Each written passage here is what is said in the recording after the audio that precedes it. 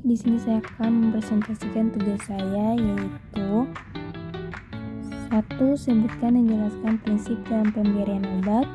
2. Jelaskan peran perawat sebelum, selama, dan sesudah pemberian obat. 3. Sebutkan dan jelaskan perbedaan pemberian obat secara peroral, bukal, dan sublingual. 4. Sebutkan dan jelaskan perbedaan pemberian obat parenteral secara IF, IM, SC, dan IC. Jawaban 1. Prinsip dalam pemberian obat yang dikenal dengan prinsip 5 benar atau seringkali diperluas menjadi 6, 7, atau 8 benar adalah panduan krusial untuk memastikan keamanan dan efektivitas terapi obat. Prinsip-prinsip ini meliputi benar pasien, memastikan obat diberikan kepada pasien yang tepat, biasanya dengan memverifikasi identitas pasien melalui minimal 2 identitas, misalnya nama lengkap dan tanggal lahir. Benar obat, memastikan obat yang diberikan adalah obat yang benar sesuai dengan resep atau instruksi dokter, dengan memeriksa label obat secara cermat.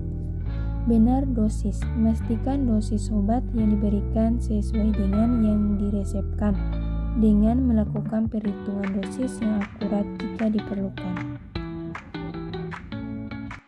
Benar rute pemberian, memastikan obat diberikan melalui jalur rute yang benar sesuai dengan instruksi, misalnya oral, intravena, intramuskular.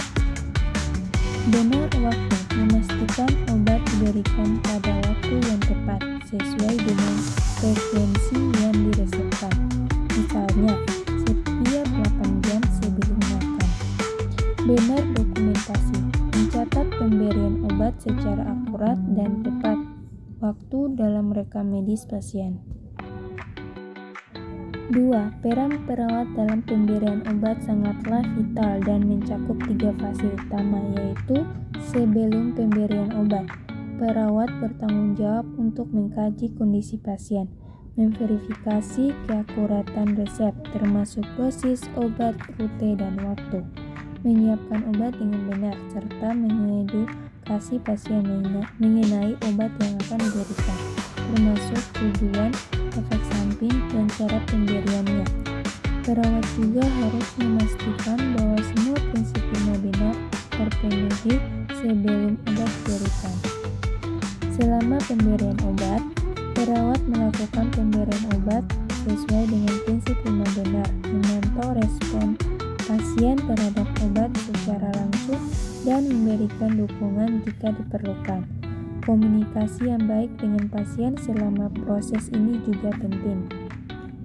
Sesudah pemberian obat, perawat memantau dan mengevaluasi efek obat terhadap pasien, mencatat pemberian obat dalam rekam medis, serta melaporkan setiap efek samping atau reaksi yang tidak diinginkan kepada dokter. Perawat juga melanjutkan edukasi pasien mengenai perawatan lanjut dan jadwal pengobatan berikutnya. 3. Perbedaan pemberian obat secara oral, bukal, dan sublingual terletak pada lokasi dan cara absorpsi obat dalam tubuh.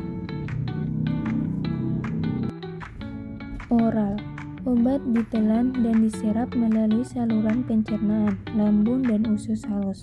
Rute ini umumnya digunakan untuk berbagai jenis obat, namun absorpsinya bisa dipengaruhi oleh makanan dan metabolisme lintas pertama di hati. Bukal, obat diletakkan di antara pipi dan gusi, di mana obat akan larut dan diserap melalui mukosa bukal atau lapisan dalam pipi. Rute ini memungkinkan absorpsi yang lebih cepat dibandingkan oral karena menghindari metabolisme lintas pertama di hati.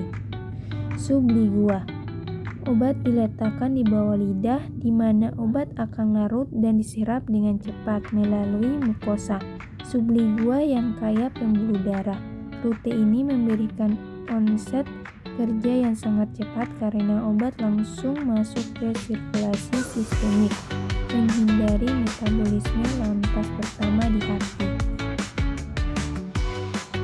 4. Perbedaan pemberian obat parenteral secara intravena, intramuskular, subkutan, dan intrakutan terletak pada kedalaman dan lokasi penyuntikan yang memengaruhi kecepatan absorpsi dan volume obat yang diberikan. Intravena. Obat disuntikan langsung ke dalam pembuluh darah vena. Rute ini memberikan absorpsi yang paling cepat dan lengkap karena obat langsung masuk ke sirkulasi sistemik.